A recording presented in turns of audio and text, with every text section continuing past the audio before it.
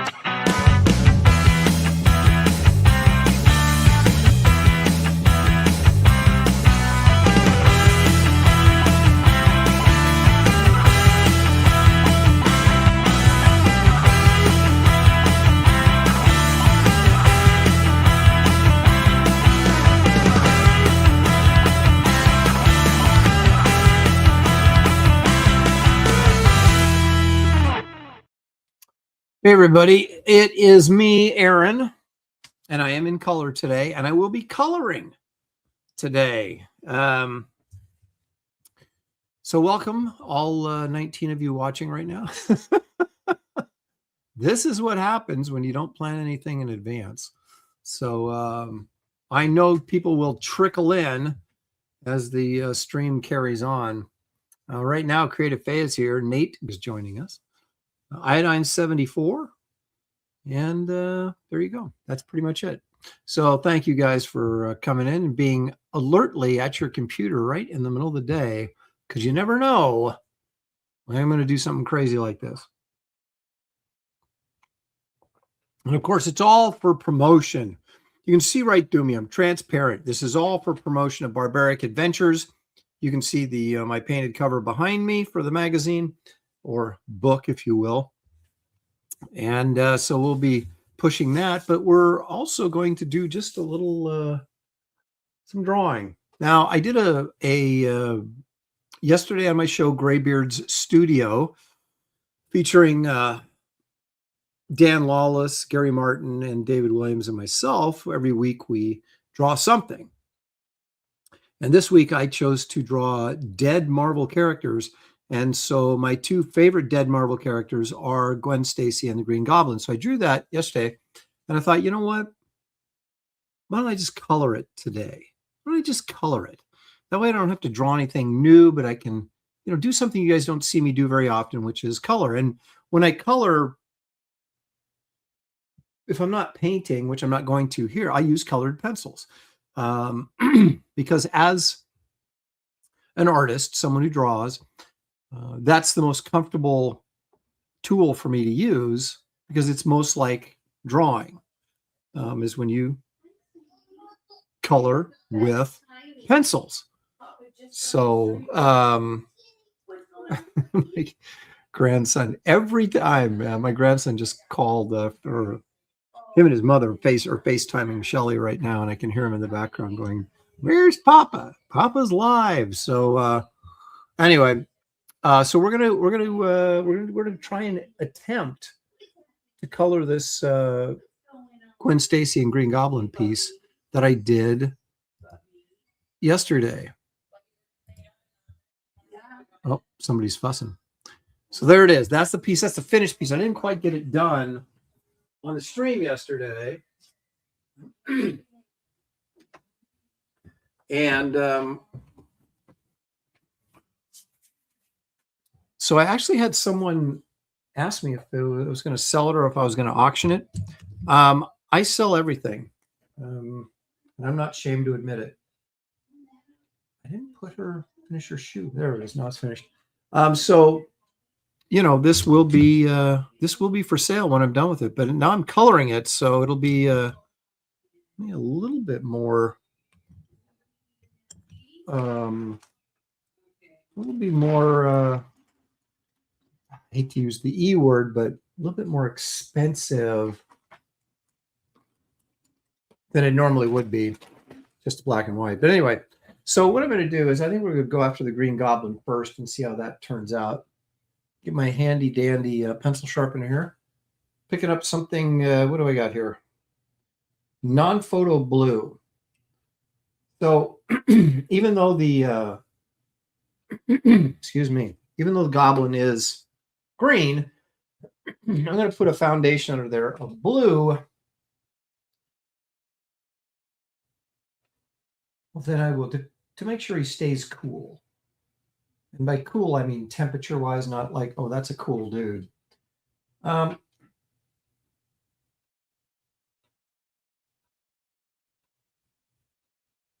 as you can see, I'm kind of using the side tip of the pencil. I'm trying to go soft. I don't want to push too hard because I don't really want it to dig in that much.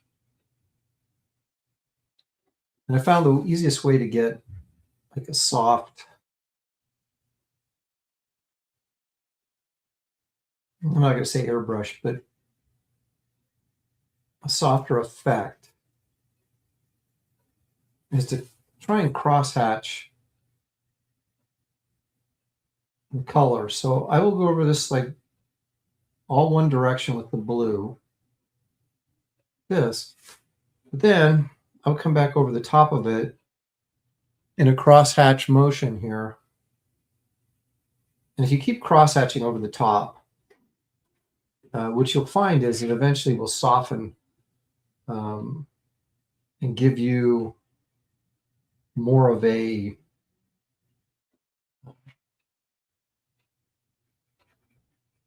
blended effect.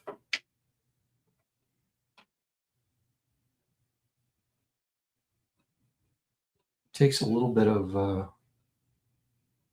time. It's not quite as efficient as coloring with marker. But again, I'm not a big coloring with marker fan because the markers are so bright that I'm afraid that I get the colors too dark and too rich. I like to build it slowly, like I'm watercoloring. He just started streaming, and I get the Papa. Bubby. Hi, Hello. Bubbies. Wipe that kid's chin. There's Papa. What's he got on his He's chin? been fussing a little bit. He wants the phone. It's a Papa. Oh, it's so sad. Yeah, we're learning. Okay, here we go. See you later. Papa, look at. No, sweetie, I said don't. Okay. Oh goodness. Oh goodness. That's what happens. You have kids, and then those kids have kids, and before you know it, you're a grandparent. So, and then when the kid calls, you have to talk to him. Squeaky4070 says, what colored pencils do you use? See this sack of colored pencils? Some of these I've had since high school. There is every brand under the sun in there. And honestly, I don't think it matters. What matters is how you use them. And just do not press very hard. Now, some of them are more pastel-y, like you can get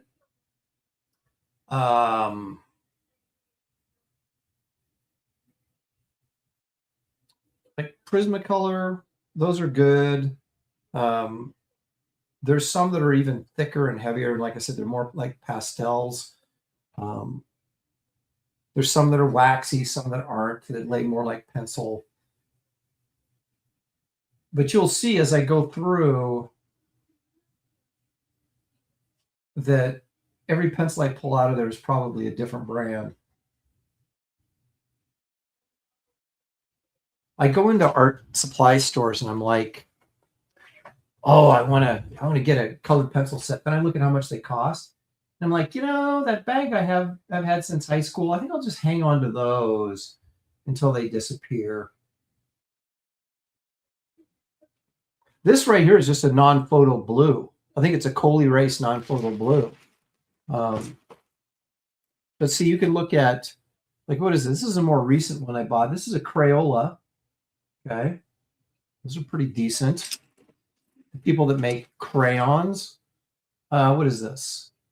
Mindware. See, I don't even know where this came from. What else we got here? Verithin. What is this? Rogue. Tuscan. Or Tucson, something like that. A Sanford. It's Tuscan Red. I mean, this is literally, there's another Crayola. I kind of like the Crayolas, to be honest with you. What else do I got in here? There's a Color Ray Faber-Castell, so that's probably a pretty high-end one. I will say this, if you're going to use white, just a regular white just does not work at all. You need to get one that's like chalky, and that will lay over the top of your color work and to put in highlights and stuff. But just a regular white colored pencil will not work. Like this Faber-Castell here, this is kind of chalky. But you can see like every single one of these is like a different brand. And I just like, I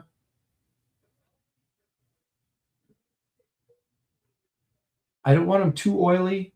Like I don't want them too pastel. Like, and I don't want them too waxy. So I will go in and, you know, they usually have a pad of paper right by the art supply store when you go in there that you can like try and see how they feel when you lay them down on the paper. And then I just go completely by, you know, what my feeling is. Do I like this? Do I not like the way it lays? And if it likes the way, you know, if it's not too much money, I'll buy it. And that's kind of how I do this, which is not exactly scientific. Okay, so I'm going to go in with this more of a turquoise here. Let's see, is that going to give me a little more green? Probably not as much as I need. But again, I'm going to crosshatch over the top, and that gives me a more uniform pattern. It still leaves a pattern, but, and I will blend with my finger. I also will get a tissue paper like this, just a Kleenex, and you can go over it like this to soften any spots you want. And obviously it picks up some of the color, but that's another way to get a softer effect. I got to find a grain here that's halfway decent. What do we got here? Okay, there's a Crayola green. Let's see what that does. And I usually sharpen these up so I get a pretty sharp tip on it.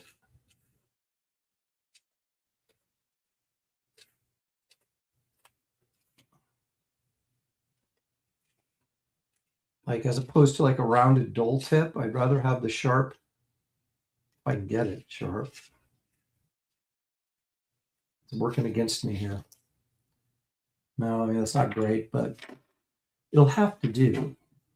So again, I'm going to go ahead, and I'm doing this lightly again. And you probably can't see it on the screen, but you can lightly see the lines I'm laying down, but I'm going to cross hatch them like this, and it does create a nice even pattern on here. And of course, the harder I push down and the closer my lines are together, the darker the color is going to be, or the lighter it's going to be. So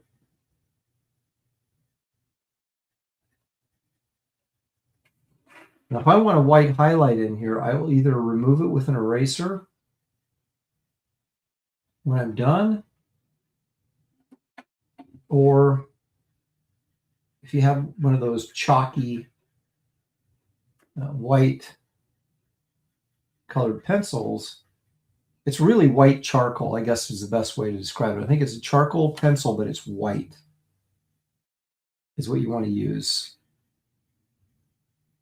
because it'll lay down over this colored pencil, where if I try to go over that colored pencil with a white, it won't work.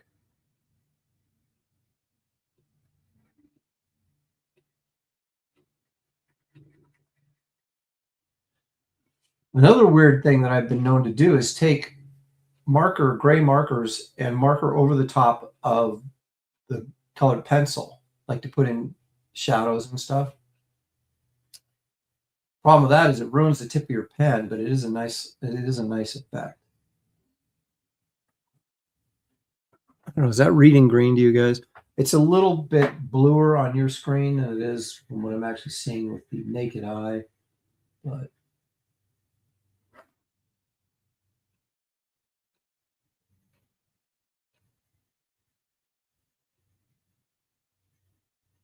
so if I want this darker, I'll just keep cross-hatching green over the top of it. Or I could go in with a darker blue, which I probably will later, to get some of these areas darker than they are at the moment. But this is kind of, I build this up the same way, like I said, I do watercolor. And that way I feel like I have more control. And again, I'm not really worried too much about highlights.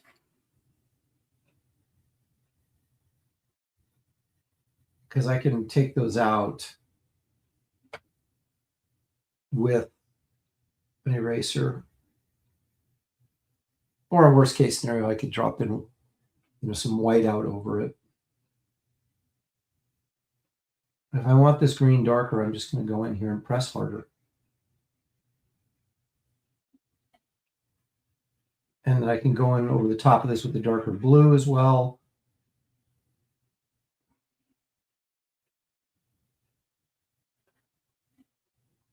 But you're always going to have a little texture from the pencil, no matter how careful you are. I just don't want that sort of random, sloppy looking texture. I want it to feel uniform. And again, that's why I crosshatch.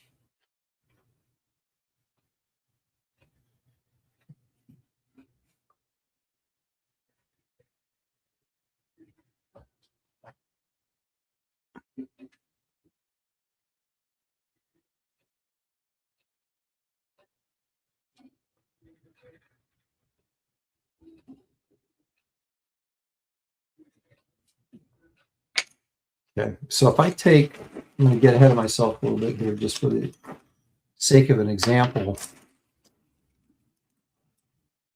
Okay, so let's use this blue. What is this? It's a Crayola blue. That's about as simple as it gets, right? So I can go in over the top of this green. I put the light blue underneath, and then green, and then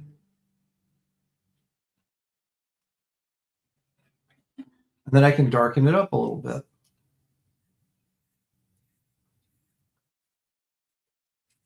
Let me sharpen this so I've got a sharp. Yeah, okay, now that one actually sharpened up good.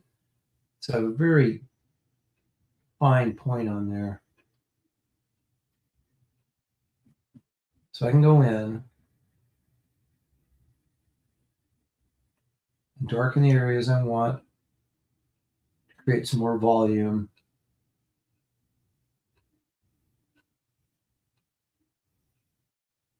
And this is kind of the process that I use, and just keep building up, building up.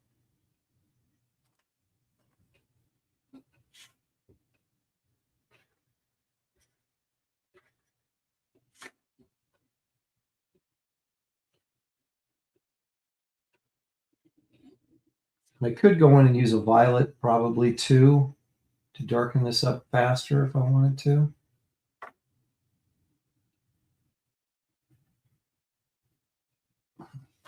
We should be able to see the subtlety of the gradation getting here. And again, it looks a little softer to you guys on screen than it actually does in real life, but it's still pretty soft. And again, I can always go in like this. See, okay, I want to smear that a little bit, soften it up.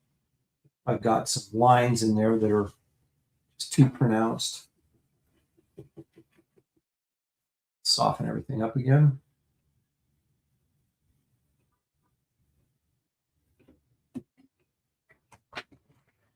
So you can see how that can come to life pretty quickly.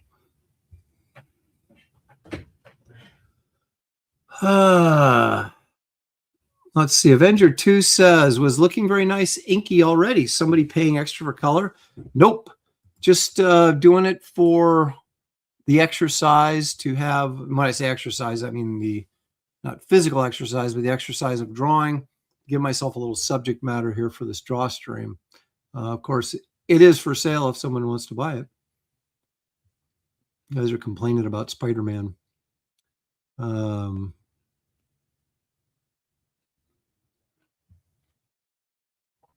Squeaky, I haven't heard from Squeaky in a while. She is working with Prismas right now. There you go. There's Henry Angelus dropping in, promoting Barbaric Adventures. Appreciate that. Bill Maxwell's here. Daniel Russell. Aaron uses the big crayons. With the big, 64-page or 64-color box with this little sharpener in the back.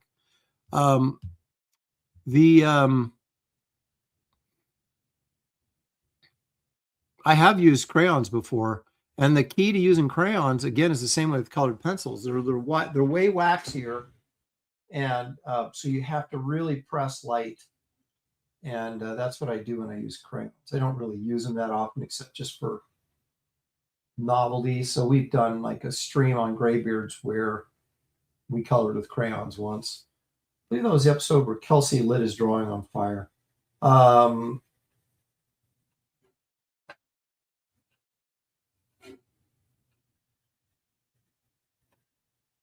But crayons are a little bit harder, well, actually a lot harder than colored pencils are because, like I said, because they're so waxy. So you really have to be careful. And the thing is, it's like these colored pencils too. If you press too hard on one of your strokes, you could get a real dark line of blue or whatever color you're using. And then you either have to go in and erase it, or you have to go over the top of it and soften it up. But a lot of times it's difficult to do that. So I don't know if you guys can see, like right here. I don't think you can. There's a pretty strong green line right there that I can't really get rid of. So I will go over and like erase over the top of it a little bit. And then see if I can lay some cross hatching over the top of it to kind of get rid of it. And that actually works pretty well.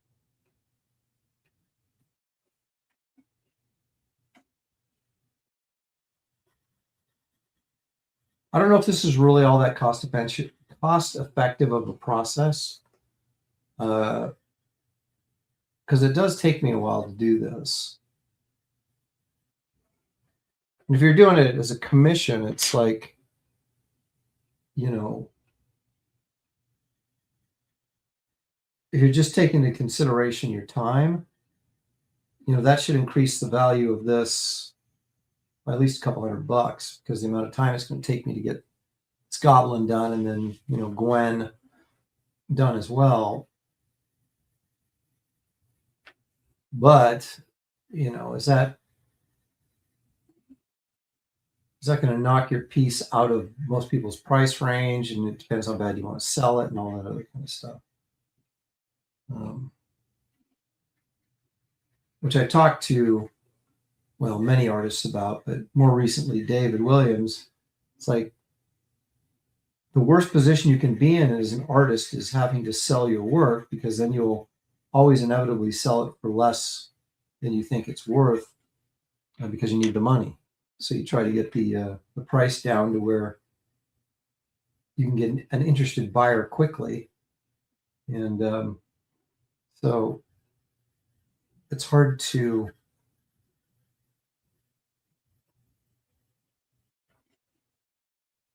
increase your price range or the value of your work when you're constantly trying to get it out as, you know, sell it as fast as possible, because you have bills to pay, which is, you know, the reality for a lot of us.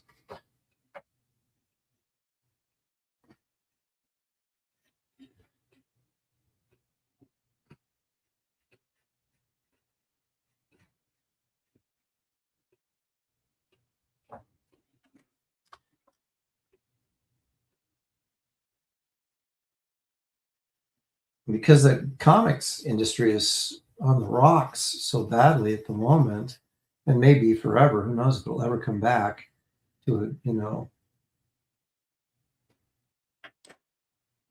to a point where people can actually make a living writing and drawing comics again. But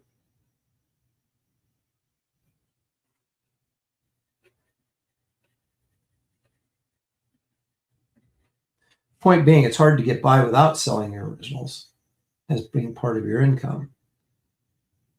But if you're able to do that, to make a living without selling your originals, then you can kind of set your prices for whatever you want. And if people don't buy it, then you just keep them because you don't need the money. And then that way you can just slowly over time build up the value, you know, and say, well, if you want a little Presti, it's going to be X amount of dollars, or you're not going to get one. And then, you know, people that eventually want one bad enough, they'll pay that money for it. But you have to be in a position where you can sit back and wait for that to happen.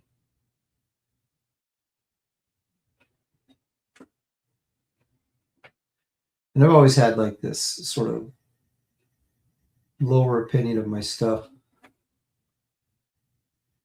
And I was like, you know, I'm embarrassed to charge that much for this. I don't think it's worth that, you know, but obviously you got to believe in what you're doing and the value of it. How did I get on this topic? I don't know. This is actually going to turn out really nice. I can tell you that right now. It's looking really, really nice. Custom God says, looks like the blue goblin. Well, your screen is, this has been a point of contention for my camera for a long time. The reds look orange and the greens lean into the blue. So he is very much green. There's blue in there, but he's very much green, but it doesn't really read that well.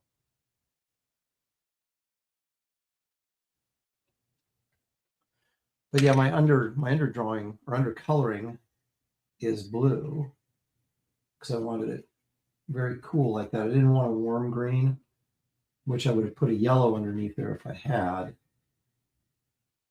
But I want it to be cool because theoretically, Gwen is going to be warm, and so that helps separate your foreground from your background as you're warm and cools.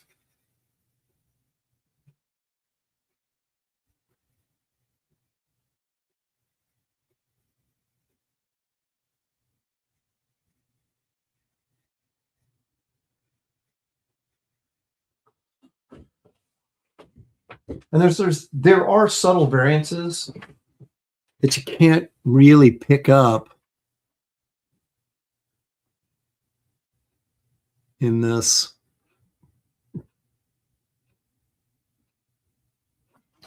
When I get done with it, I'll hold it up to the other camera, which tends to do a better job of showing you the actual color.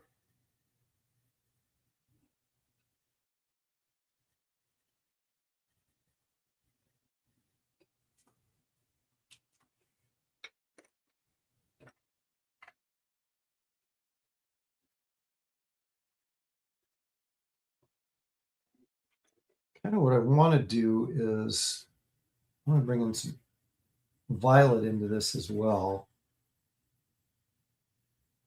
Not quite yet, though. Because this whole hat up here is purple, right? Violet.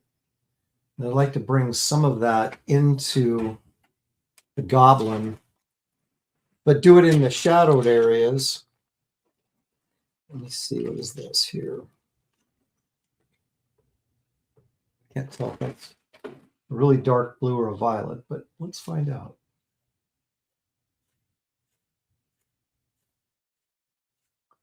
I have actually used my X-Acto knife when I couldn't find my sharpener. This is violet, yeah. So yeah, so that'll be, again, I don't know if it's how well it's picking up on the screen. Probably looks more blue than it does purple, but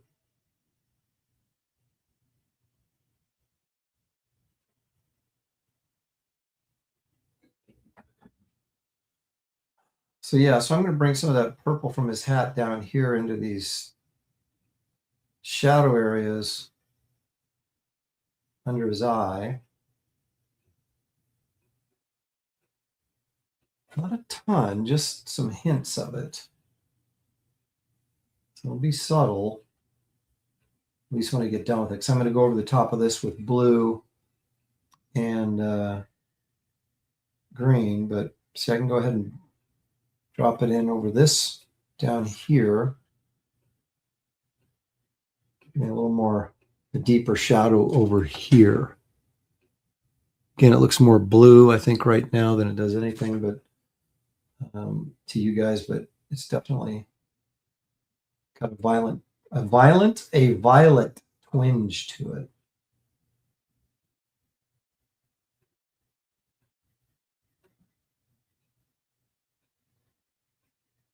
And so again, if I'm establishing a darker shadow on the bridge against the bridge of his nose here, I'm going to push a lot harder to get it darker, but then I'm going to lighten up my touch so that way the shadow then kind of fades a little bit.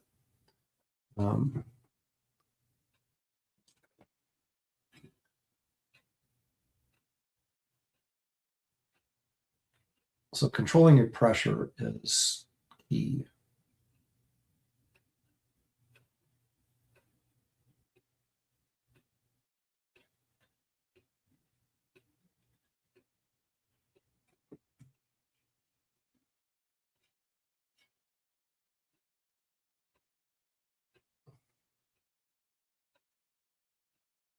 I'll do this darker color right around here on the bottom of his nose. So you'll start to get this curve right there that creates a little bit of volume. And then you leave this lighter, so you're getting a little bit of underlighting coming up, and it helps create more of a three-dimensional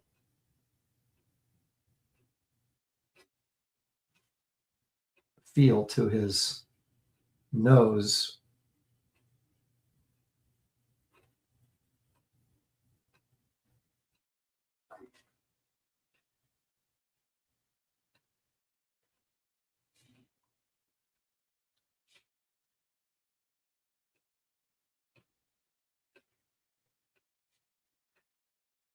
I'm going to continue to work this violet in here to get this darker.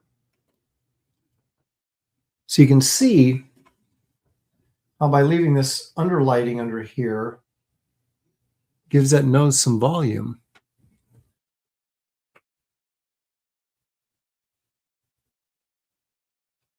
And if it doesn't, it's not blending exactly as smooth as I want it to,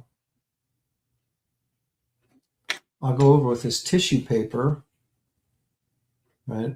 And I don't wet it or anything like that. I'm just making a little nub there, and then I'll just go over it like that, kind of smudge those edges so it softens it a little bit.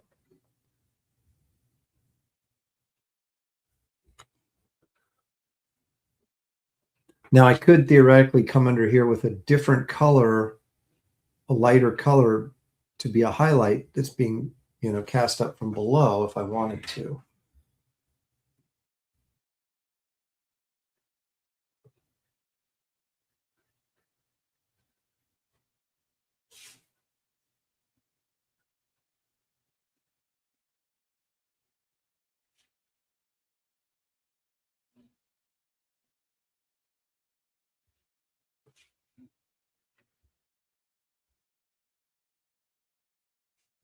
And also, the more variance I get between shadow and light,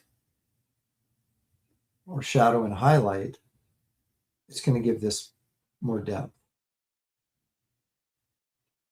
So I'm going to go in with a violet closer to these really solid black areas. So you kind of get a feeling that that shadow is coming out of the black, and then leave these areas not as dark. So this gets more of a rounded feel to it. Feels more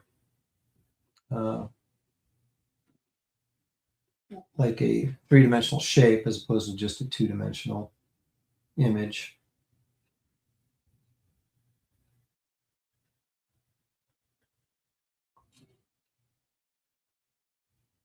But the more time you have,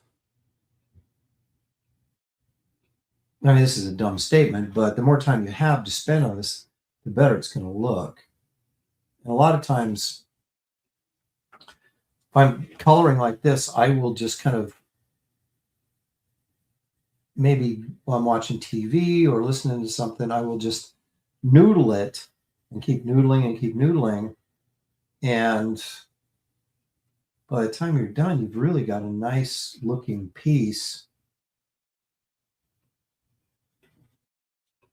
But it doesn't really feel like you put a ton of time into it because you're just sort of, I mean, you got to think about what you're doing, but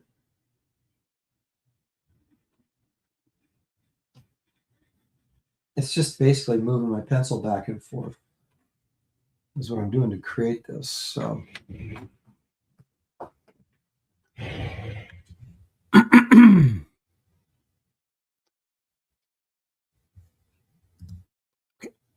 I know it looks blue. It will look green when I'm done. Let me show you something that is kind of to my point here.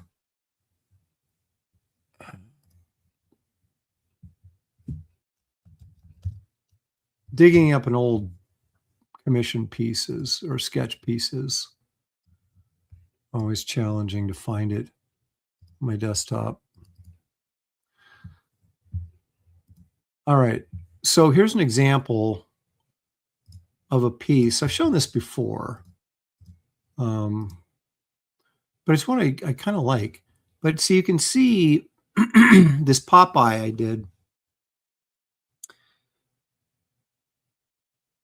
When you scan, the interesting thing about when you scan this colored pencil, it looks super soft when you're looking at it with your eye, but if you scan it, it really tends to separate, and all these really soft pencil strokes you had in there just disappear and the texture comes out.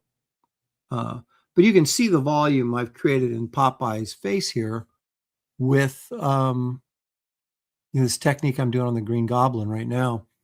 And these highlights on Popeye, like up here and here, those are with a white, a little bit here, a white charcoal pencil. Highlights on his nose and things like that.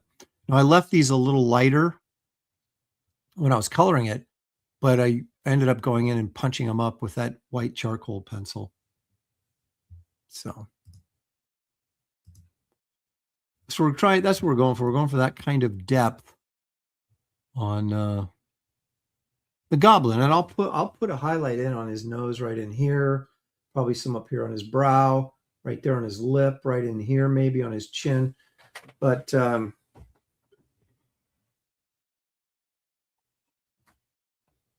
try not to get ahead of ourselves. In fact, let me see if this looks any greener on my other camera.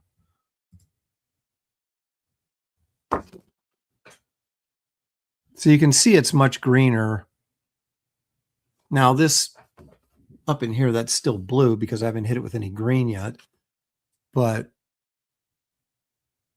you can see the green is much more obvious. This is actually more accurate, what you're seeing right here, than what you're getting on the other camera. For whatever reason, I'm sure there's some sort of like high-end technical adjustments I can do, but I haven't figured it out. So.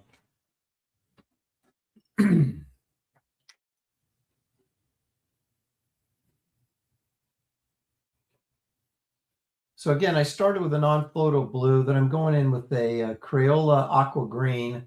So it's still got blue in it, but it's got some green as well over the top of that. Then I'm hitting that with a green over the top of that, and then working in violet.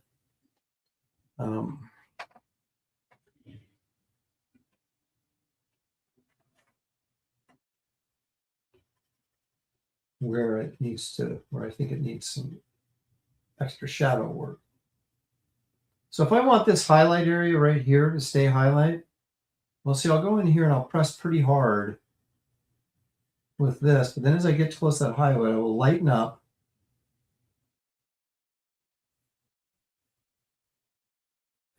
I'll get in here and start to lighten up. So you create this sort of fade into that white area to create that highlight. But then you can go in, obviously, like I said, and punch it up with white out or a white charcoal pencil or something like that.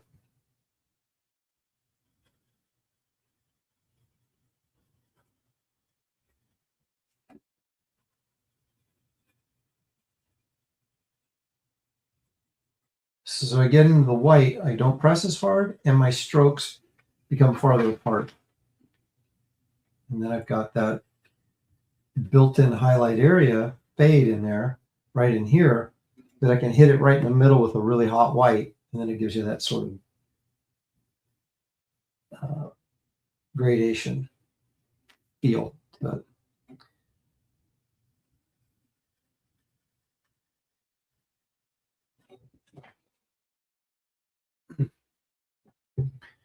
pull this back a little bit, since I tend to keep pulling this paper off the camera, which isn't best for you to see stuff. So a little bit more mindful of that. Okay, once I get this aqua blue in here, then I can go in with the green and the purple and start finessing the color a little bit more. And it really, if you go in light, not press super hard, it doesn't really affect your blacks from your ink all that much. You know, you might have to go in and punch up a few things with your black pens after you do this. But I mean, I always do everything backwards. I probably should be doing the color work. I'm using colored pencils. You know, it probably would be smart to go in and do the color work before I inked it, but why would I ever do anything easy?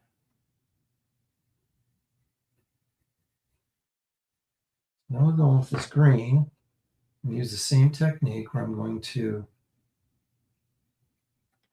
create line work and cross hatch over it. I'll press harder in the dark areas, and as it gets into that highlight, I'm going to lighten up.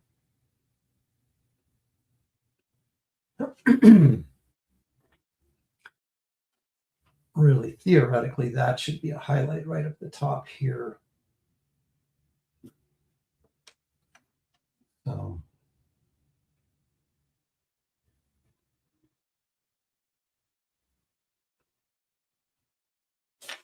again, as I continue to crosshatch with different colors on here, it's going to continue to create a better blend, soften those edges.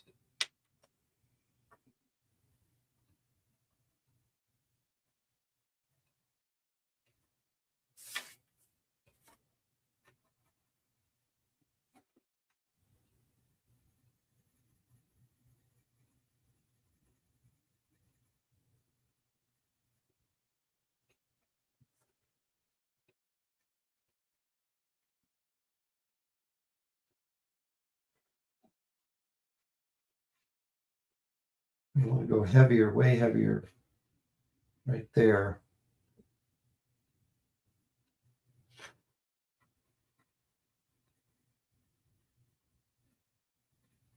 I'm trying to soften that edge a little bit.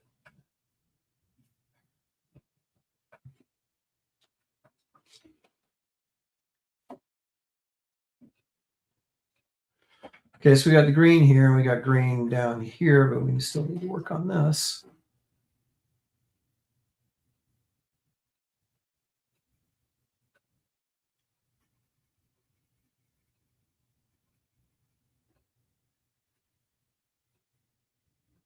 Putting the green over the top of this purple is just going to turn it gray, which is fine. We don't necessarily need it to read as purple. Just trying to create deeper shadows. And I'll go back over it again.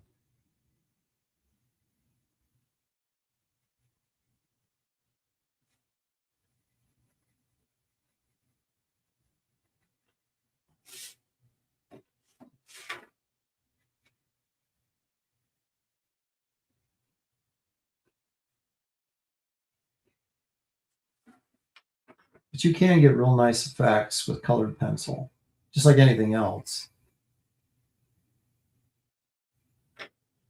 And Drew Struzan used a lot of colored pencil over the top of acrylic.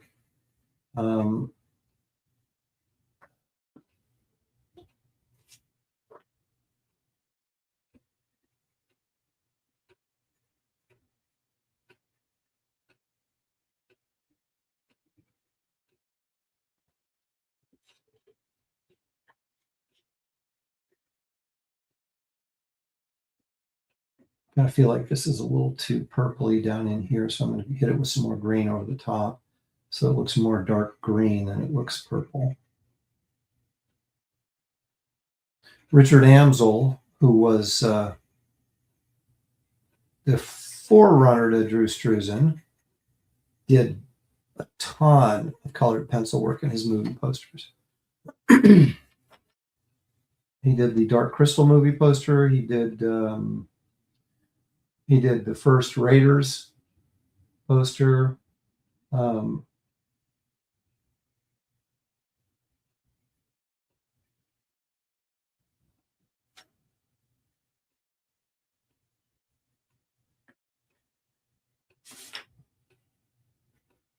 So you can, you can do high-end professional work with colored pencils. And maybe more time-consuming, but again, it allows you more control. So because you're slowly build, at least the way I do it, you're slowly building up your color and your values. So you always feel like you're in control of it. And again, it's more natural to me being by nature, a comic book penciler, or I shouldn't say by nature, but by career. So I'm much more comfortable with a pencil in my hand than I am anything else.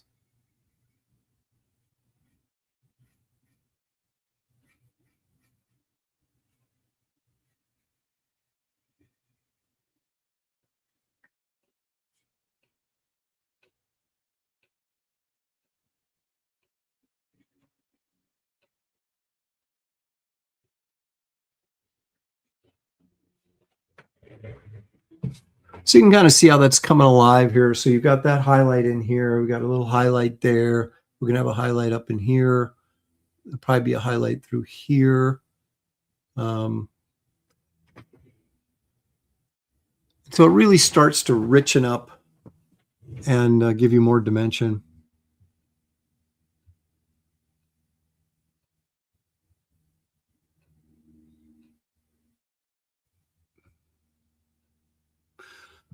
There's Phil Diaz. Thanks, Phil. Appreciate that.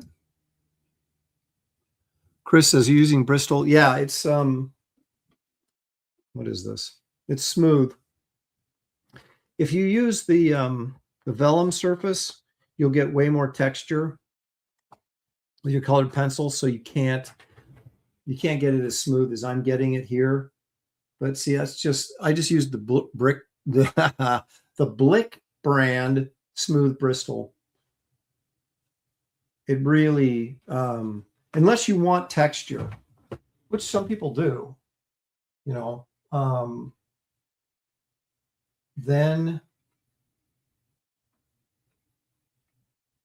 you can go with a vellum surface and you'll get that texture.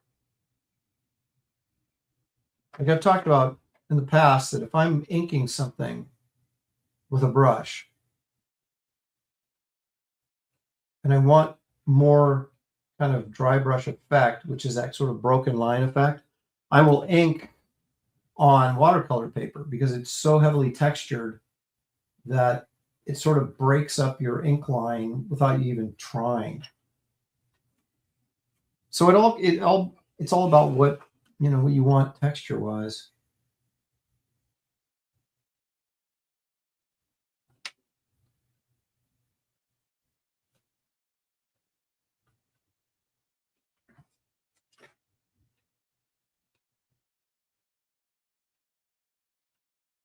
I don't like the really heavily textured colored pencil. I like it softer because, like I said, you're always going to get this texture. You can't even really see it, but it'll show up when I scan this. And then like I post it on Twitter or whatever, you'll see the texture in here that you're not seeing right now. And so it's like it's unavoidable, really, or mostly. I mean, there's probably guys that are like so good at the technique that it isn't noticeable, but for most of us mortals, it's noticeable. No matter what you do, no matter how you soften it, there's still going to be that colored pencil texture there. So knowing that when I scan this, that texture is going to show up way more, then I'm going to go with a smoother surface because I'm going to get texture anyway. When you go really rough paper or just a vellum surface and you scan it, it really, really shows the texture on there. So if you're trying to do something delicate, it wouldn't matter so much maybe on his face, but on her legs and her face, you don't want it really, you want it as smooth as you can get it. And so I've always used, when I think about it, because a lot of times I'll start just coloring and not, you know, grab whatever paper I have laying around. But when I'm thinking about it, I'd much rather do the smooth surface than the vellum surface for this. On watercolor, I probably would go the other direction. And I want a little more texture. One of the reasons I painted, I used for the cover of Barbaric Adventures #1, which is, you can't see it right now, but it's behind me on the easel. I painted that on canvas. I didn't paint it on like masonite, which a lot of acrylic artists will do, even oil painters will, because then you gesso it with a white, basically it's a white acrylic underpainting. You create some texture, but that's very smooth. And then, so when you paint on it, you get a more smooth photo like finish to it. And I like to have that texture. I like to kind of be able to see the canvas through the paint sometimes. That's why I use canvas. But when I'm doing this, I prefer just the opposite. I don't want to see the paper texture because I'm creating texture with the color anyway.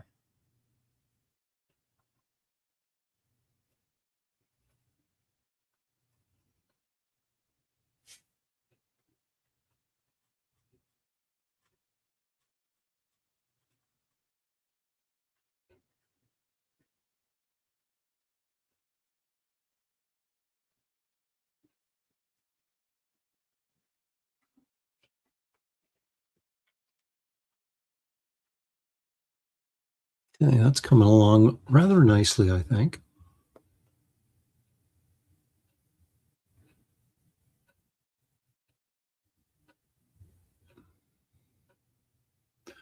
Art of Roy's dropping some art supply knowledge in the chat there.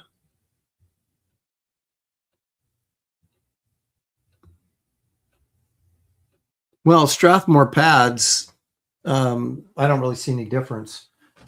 This Strathmore probably makes these pads for Blick. I just buy the Blick ones because they're cheaper, but they have the same finish on them as the Strathmore. You can get, the smooth finish or the vellum.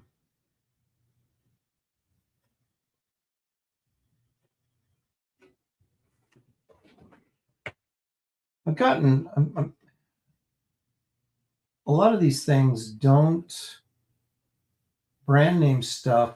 I don't know if it makes that much difference really. I think it always comes down to, you want to use good quality stuff, but you can still create, you can still create a nice drawing with, cheap colored pencils and cheap paper if you know what you're doing. And the higher end stuff, obviously, you're going to get nuances that are, maybe better. And there's a reason why people use certain things,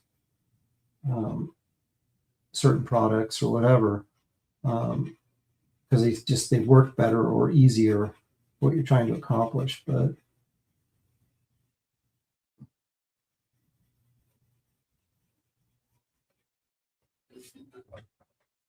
I always think the secret is to develop a technique that works. And it, takes time sometimes to figure that stuff out or develop it. I used to color pencil over the top of watercolor all the time when I was younger. I haven't done it as much anymore, but I still do it. And it's a nice looking technique.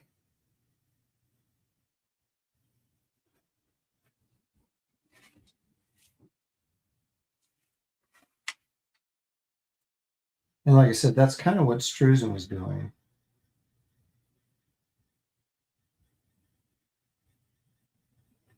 Although he was using, as far as I know, I didn't know him personally, but as far as I know, he was using acrylics. And then he would color pencil over the top. And I know David Finch does that.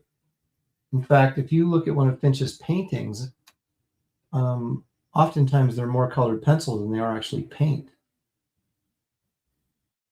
And I think probably for the same reason I'm doing this right now, is it's just a more comfortable way to color stuff for those of us that do a lot of drawing.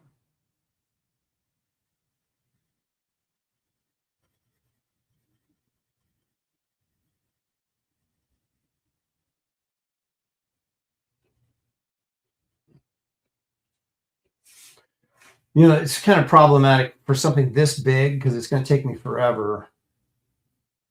That's, hyperbole, but it's going to take me a long time to get this purple goblin hat done because I'm covering so much area. And I don't want to break my technique because then it's going to look sloppy. So I'm just going to have to do these light brush pencil strokes, not brush strokes, light pencil strokes and cross hatch and just build it up.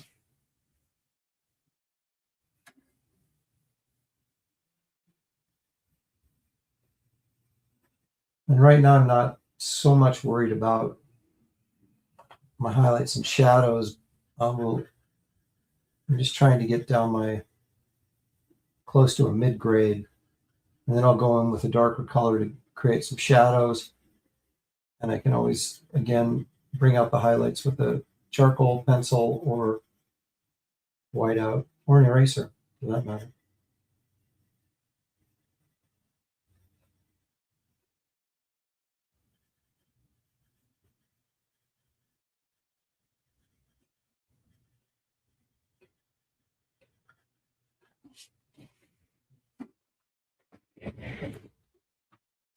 So one thing I'm using on this right now is that violet color.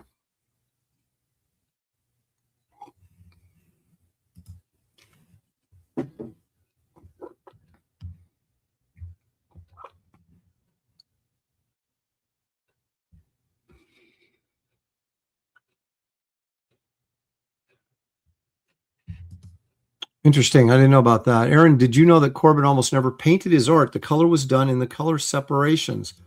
So you're saying he grayscaled everything and then colored it after that in the separations. That's interesting, because he always had such interesting, rich color, and that might explain it right there.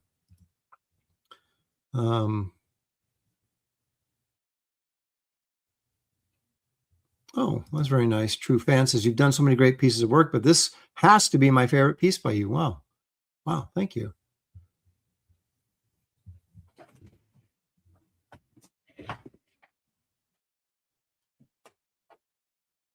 Sharpen this pencil.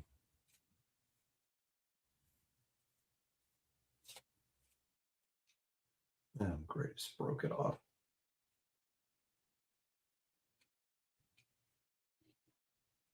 I wonder if Abe Lincoln used like a knife to sharpen his pencils. He must have.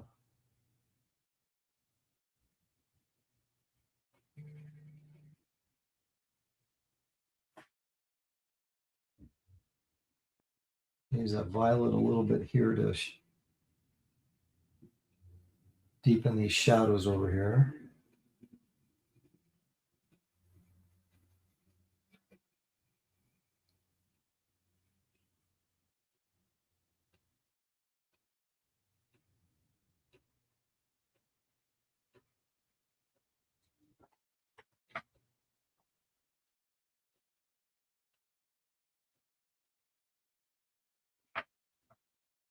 Should probably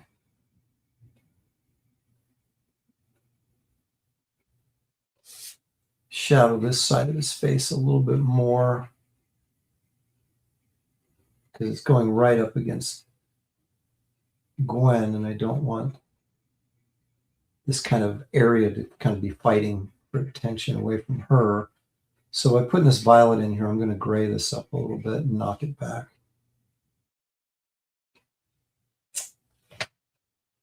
Oh, what's going on here? Forgot that.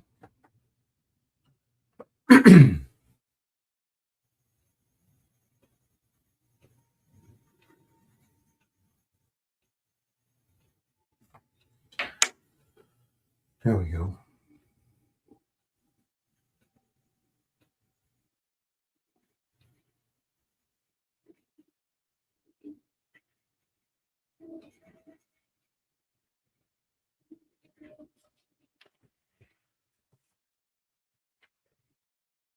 All right, coming together. Let's take a quick moment here and take a look at the old campaign. It's Barbaric Adventures. That's my secret reason for actually doing this stream.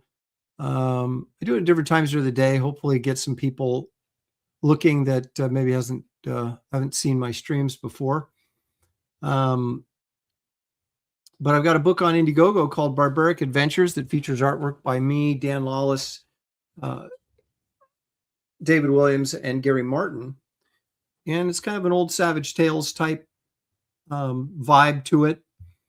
You've got 3 stories. One by me, which is called Primal Zone, which is the story of a reluctant hero cast in an interdimensional world of dinosaurs and cavemen. David Williams introduces us to the story of a young medieval knight who battles a horde of demons in a quest to become a true warrior. Finally, Dan Lawless takes us to futuristic Mars, where a high-tech society has fallen into savage chaos, and one man leads a rebellion against the political powers that have seized control. This is the cover that I did, the painted cover that I did for the book. That's cover A. This is the painted cover that David did for the book. This is painted cover that digitally painted, but still painted by Dan. Features his story, his characters, and his story. And then, of course, we got the great Joe Jusko to do a guest spot on this cover, featuring Freya, the Ice Princess Yeti Slayer.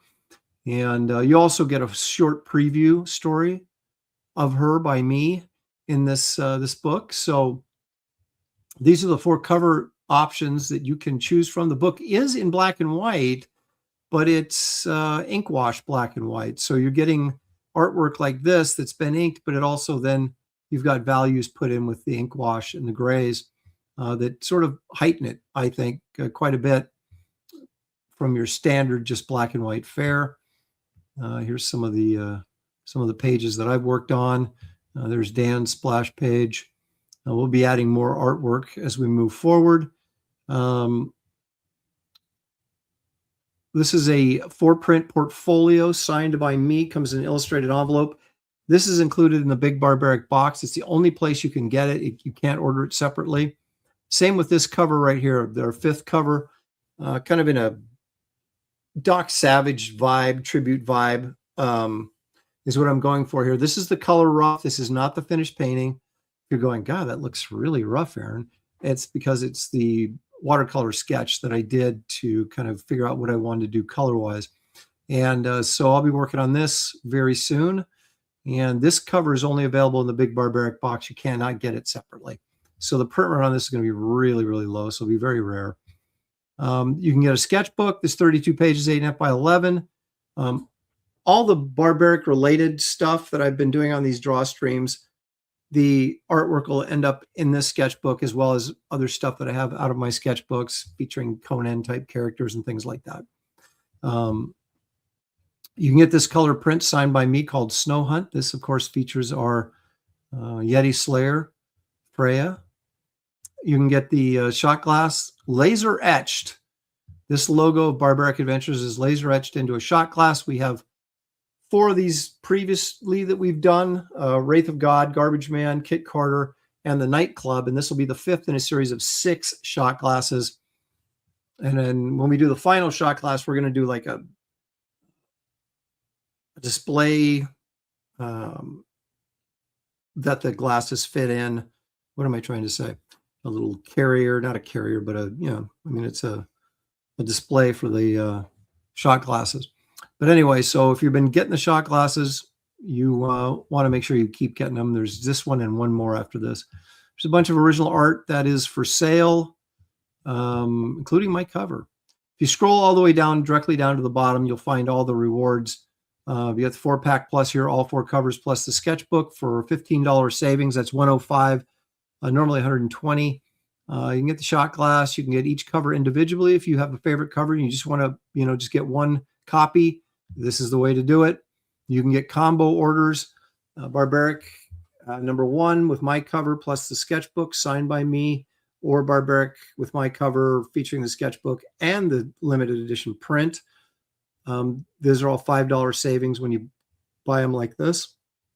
And then, of course, the Big Barbaric box, $185.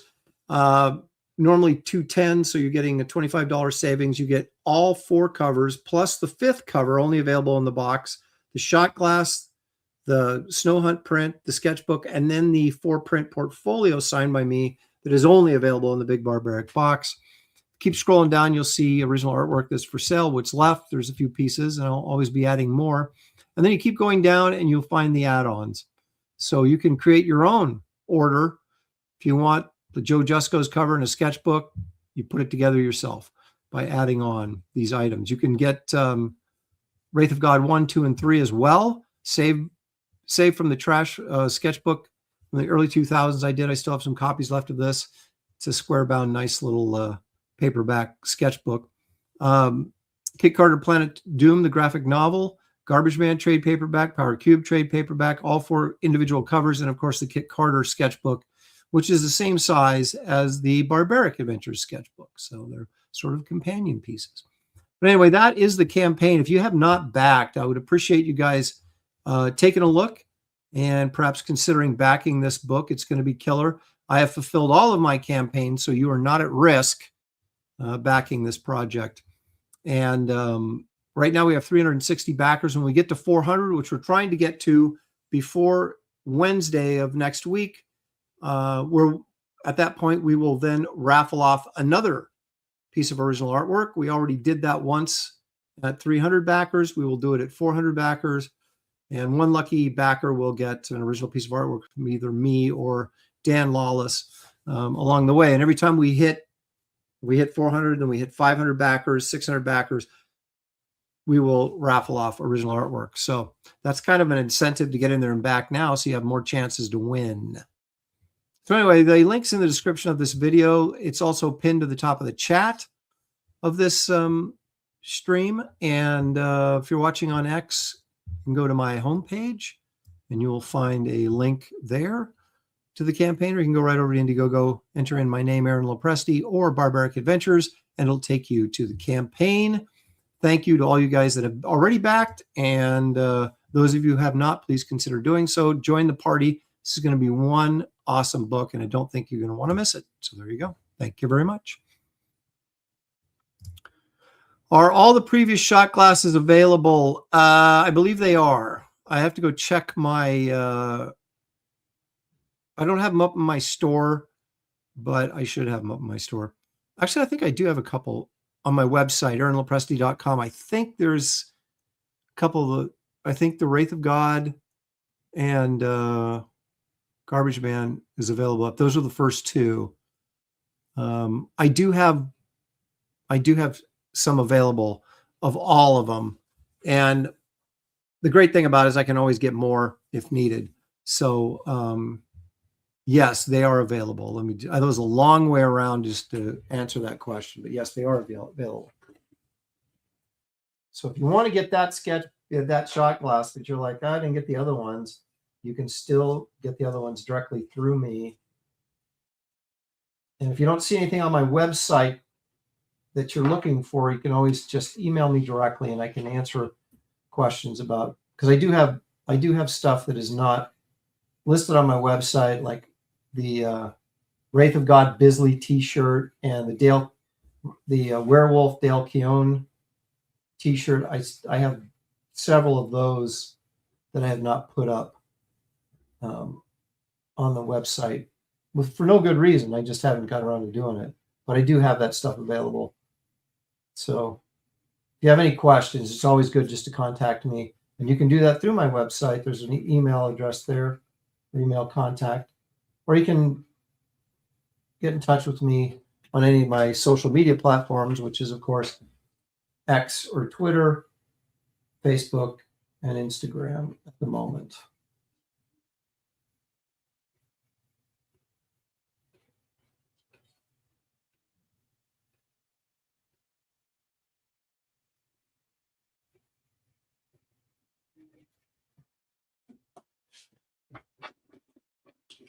I don't know that you guys want to sit here and watch me color this entire hat, so we're gonna jump in and do a little bit of Gwen Stacey here, and how I handle these flesh tones.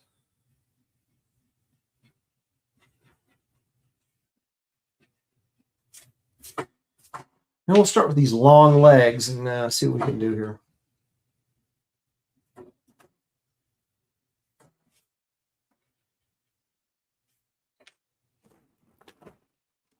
I've got a bunch of different colors in here that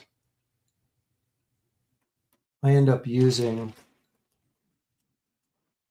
for flesh tones at any given time. Oh, here's the charcoal pencil I was talking about right there. Charcoal white. That's what you want to use because it can go in here. No, even it doesn't work that well. No, piece of crap. I think I've got a better one than this someplace. But I can always go in with white out, which I'll probably end up having to do.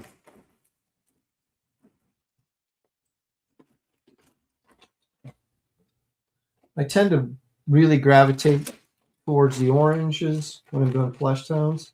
I stay away from the yellows because they tend to make the character look jaundiced. So I don't really use red that much. I usually use orange. But as you can see, I've got all of these that I will use at any given moment. But I'm going to start like I always do, very light with this kind of light pink.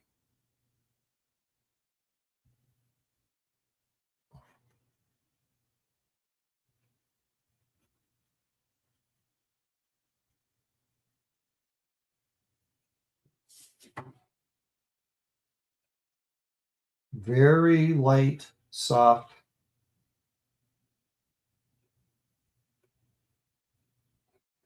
pencil strokes.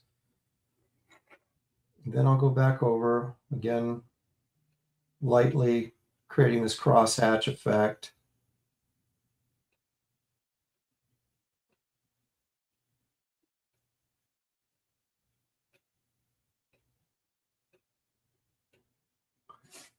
Now you could, you know, keep this kind of really light pinkish skin tone. She is blonde, so she would probably have very fair skin. But where's the fun in that?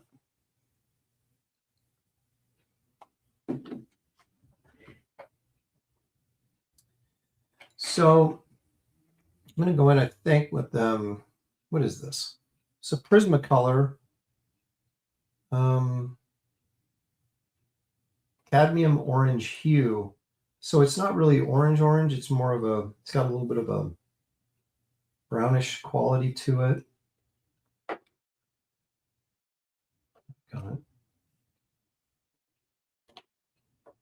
The worst thing is when the lead breaks off in the pencil sharpener and you can't get it in there to get a sharp point because it's blocked up. So then you got to take the dumb thing apart, which I'm doing right now off camera.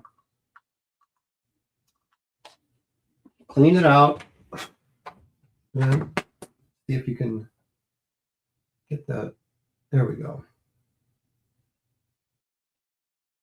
You know, maybe not.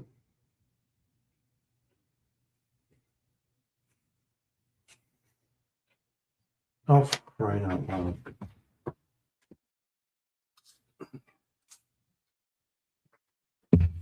Pencil sharpeners are, well,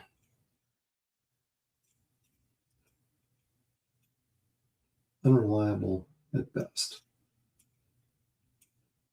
So now I got to use an X-Acto knife to dig this crap out of here. I'm sure that's what you tuned in for, right? All right, there's my dog sounding off his disapproval. All right, I'm going to try this one more time. I got this all cleaned out. Just can't get, well, you know what? Screw that. I'm going to go with the more traditional orange then. There we go.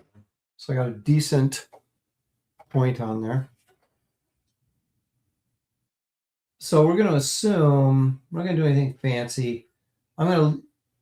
The middle of her leg is going to be the thigh. There's going to be your highlight area. So it's the easiest way to kind of get this rounded, to give this thigh some volume, is we'll darken around the edges. And then get softer as we get to the middle of the thigh here to create that volume.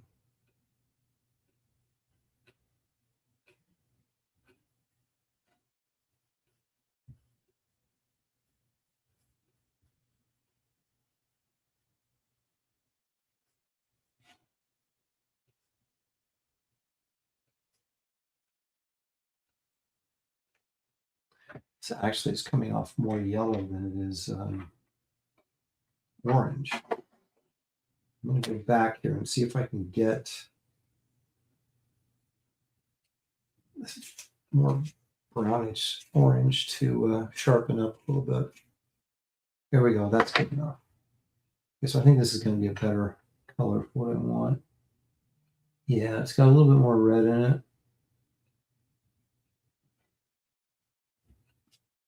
Yeah, there we go. So I'm going to be really soft here because I want this to be a very soft blend. So very light touch.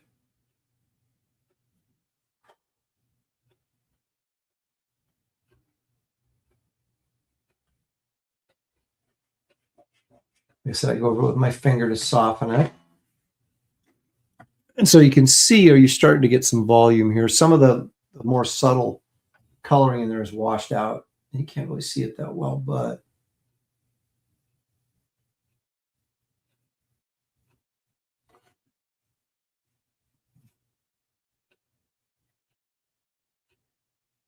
Doing this very light. Again, for, mostly out of cowardice, because this allows me to control my color, my values easier than if I just started grinding. Got a little bit of, what is this? Crayola red. Although that is not red. That's, I don't know.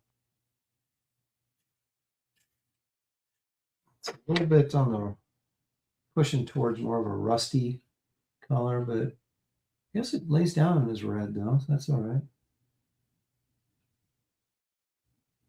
So I'm going to put a little bit more red underneath here.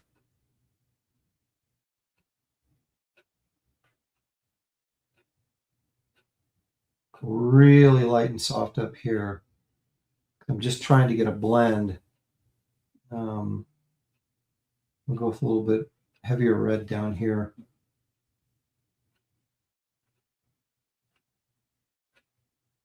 Maybe put a little bit of red here in the calf area.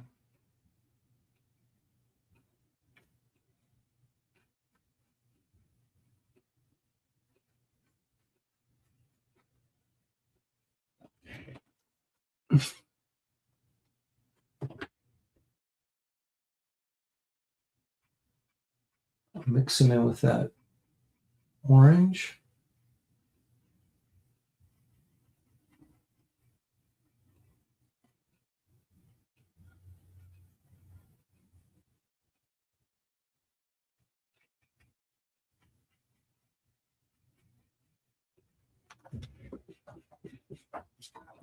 Again, use my finger here to smooth that out a little bit.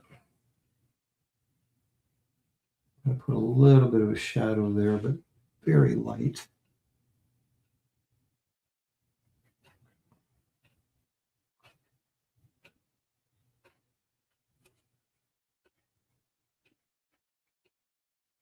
Just for those of you wondering, I did spend the majority of the early part of the day working on my Primal Zone story for Barbaric Adventures #1, and finally got I knew the layout, but to get the figures working the way I wanted to, got a few redraws in there, but finally got it.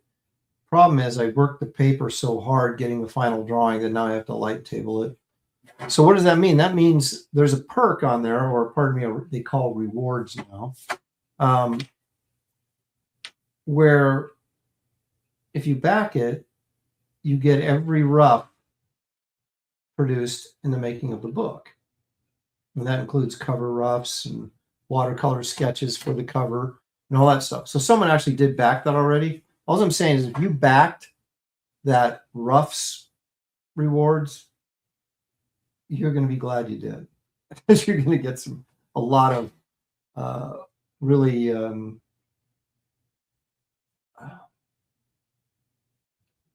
not completed drawings, but pretty well along drawings that probably would not have normally made it into a roughs collection. But if I draw a page and something about it I don't like, and I have to start it over, that page, no matter how much work I put into it, goes into the roughs. So whoever backed the roughs is going to get some good stuff in this one. I think all the campaigns, I think, good stuff, but this particularly has a lot of big, partially finished artwork in it.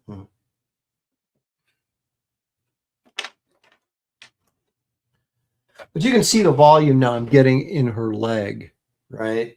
So you got the highlight running down the front, and then you've got your shadows on the side. It's pretty basic stuff, but it does work. So, and in something like this, it's kind of a glorified sketch. I'm not going to do anything that's too outside the box. I'm just going to kind of do the basics. So I want to knock this back a little bit. So if you have a mauve or a really kind of a light violet, what is this called? This is a Faber-Castell, but it's a Coloray pencil. And does it even say what the color is? It doesn't. But it's very mauve. And so I want a cooler color back here. I don't know that I want to go blue, but mauve. And actually, there's a color in oil painting called Mars Red. It's very much this color. And it works really well with flesh tones.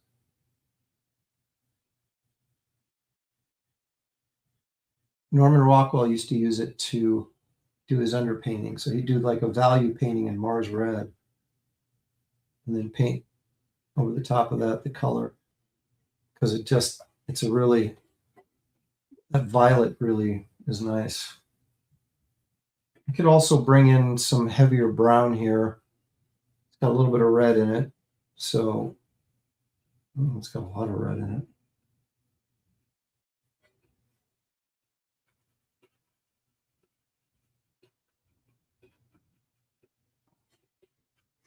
Probably a little more red than I would like. So what are we going to do here? Should we take it? This is what I wanted here. This is more of a sienna, which is a burnt sienna is more of a red. Raw sienna has more of a green tint to it. So I'm basically doing a warm shadow on this leg.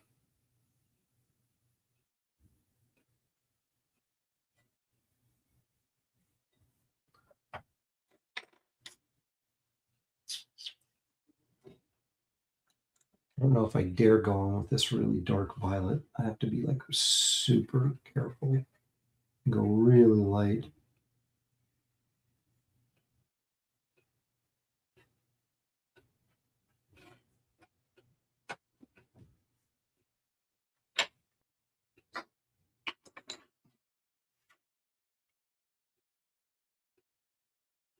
This particular pencil, this Prismacolor, it's a little heavier.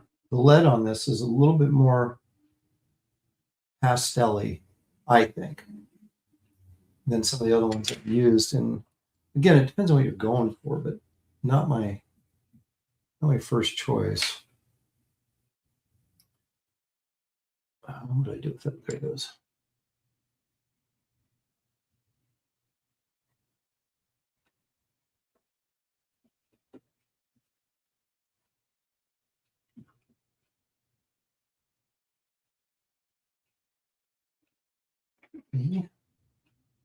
All right.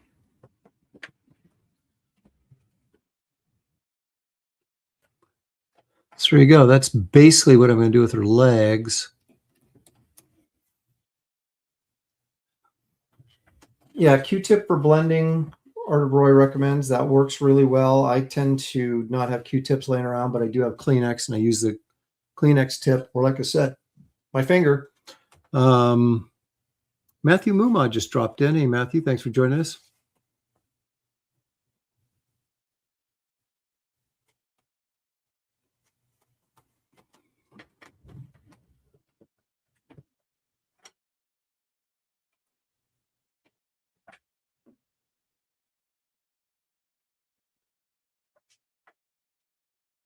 Art of Roy is recommending I go from dark to light. I would agree if I was doing opaque painting, but I'm treating these more like watercolors where I go from light to dark. And although Andrew Loomis, strangely enough, in his oil paintings work from light to dark, which is very unusual because most people go in and block in your shadow areas and then you build up to your highlights. I'm doing the opposite, obviously. But Loomis did too, which was very strange because it's not like the way that it's classically taught.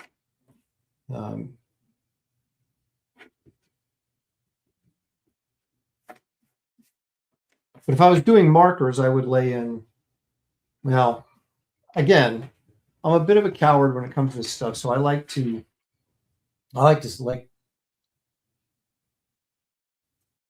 start light and work my way into the darker areas. Again, when I paint, I don't do that. But I mean, when I paint with opaque, like acrylic or oils, I will go from dark to light. Trying to get some of this blue off of here. All right, so let's see. What do we got here? So we'll hit it with this really light pink first.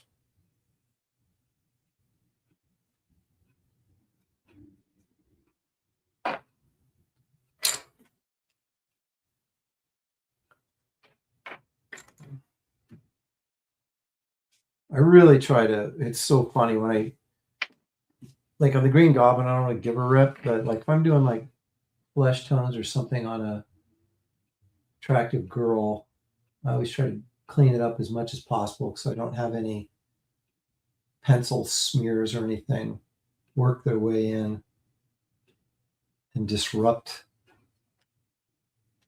my flesh tones.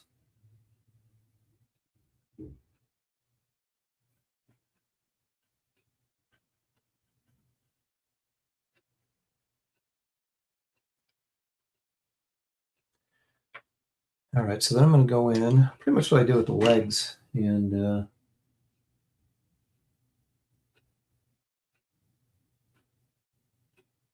add this orange in here.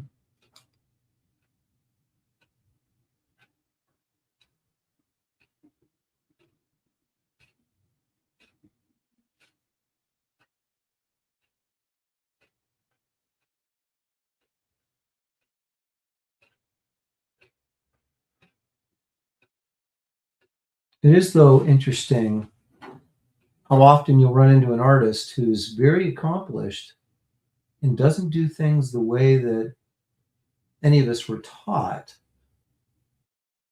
And yet they're very successful because a lot of guys, they didn't have access to proper education, which I didn't growing up, but I learned through reading books and then taking classes later as I got older and learned some of this stuff. But like Dan Brereton and oh my goodness, Irish guy who does all the goblins. I love the guy's stuff. I can't think of his name. I've met him too. It's a good dude. But he uses watercolors like oil paints because he didn't know the difference. Paul Bonner. He's either Irish or Scottish or one of those things. Anyway, his paintings are just electric. They're just so rich with color. And he does it all in watercolor, which I was stunned to find out. I met him at Spectrum show in Kansas City several years ago and bought some of his pencil drawings so I couldn't afford his paintings. But he saw oil paintings and he didn't understand that what they were. And the only paintings he had or paints he had access to were watercolors. So he would take the watercolors and try to emulate that oil painting look. And of course, the only way you can do that with watercolors is if you use, you get tube watercolors and use them right out of the tube and just give enough water so you can move the paint around, but not to break it down. And so that's what he did. And that's how he learned to paint. And so he's like, technically, he's using his watercolors completely wrong. But getting an oil painting effect using watercolors.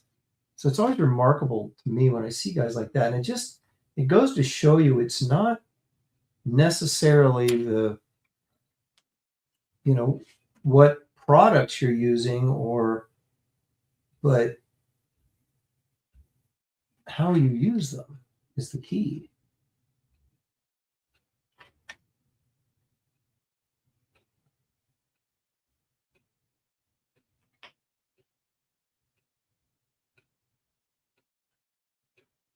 And it wasn't until I took some serious painting classes from someone who actually knew what they were doing, a commercial illustrator. I remember I was going into an art supply store here in Portland area, and there was a flyer on the door that said this guy was teaching painting, and I looked, and the illustration was of Clint Eastwood from like I don't know, Pale Rider or something, and one of those movies, and it was really good. And I was like, okay, this guy knows, because there's a lot of people that teach stuff and they don't know jack, and so you don't want to waste your time or money. But this guy clearly knew what he was doing. I could see it in his work. So I signed up for his classes and we became friends, and he was much older than me. But I learned a ton from that guy.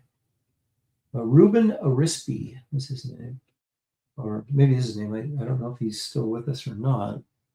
A bit out of touch. It's funny how we lost touch with people over COVID and then never reestablished that communication. But anyway, he basically was telling me, establish your values. Don't worry about the color. Establish your values first. So do these monochromatic paintings, value paintings. And once you get that stuff, the drawing is there and you have control of your values, it's pretty hard to do a bad painting. If you can draw and you understand values and you can establish those things the very first, it's going to give you a pretty good painting, even if you don't know really what you're doing in terms of how to control the medium and all that kind of stuff.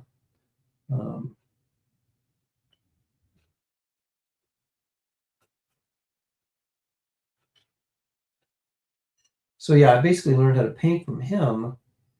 And my problem is I just don't do it enough. So I know the principles of how to do it, but I don't move the paint around great because I'm still figuring out how to do that. But that's like, that I guess is where you're establishing your style as opposed to the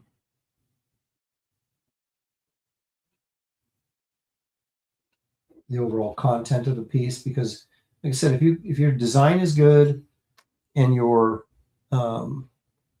drawing is good, and then you're able to go in and correctly place your values, you can get away with a lot. I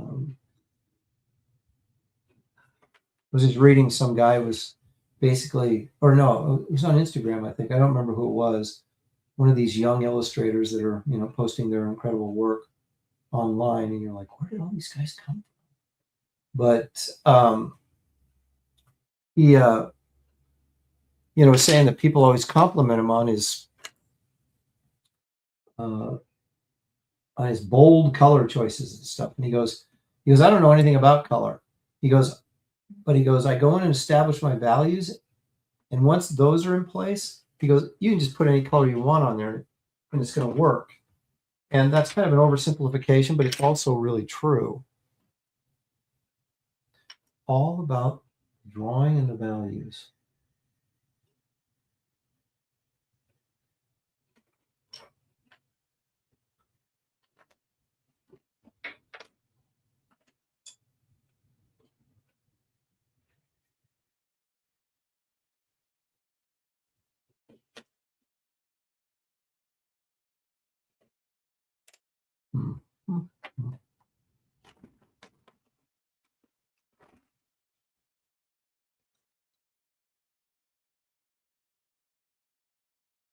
Putting a brown over the top of this to kind of gray it up a little bit.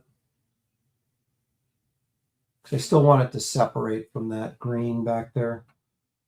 Goblin.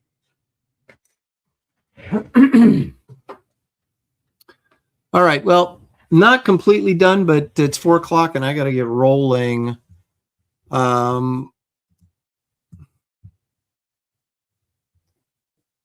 So anyway, I want to appreciate you guys for coming in and joining me today. It's this isn't done yet. It will be, and when I get it finished, I will post it. But you can I wanted you to see my process, see how some of it works coming together there, and I want to encourage all of you guys that if you have not backed Barbaric Adventures, please consider doing so. You'll find a link in the description of this video. It's also pinned to the very top of the chat, or at least it should be. That's probably a clearer, a more accurate color so far. So I will finish up Gwen, and I'll finish up this bat and everything else. But there you go. And of course, when I get this done, it will be for sale. But anyway, guys, thanks for joining me. What did it say? Thursday? I don't know. I might be back tomorrow. Who knows? But definitely Sunday show is on. So come by and see me at the very least 3 o'clock Pacific time right here on this channel. So anyway, thanks, everybody. Have a good evening, and we'll see you next time.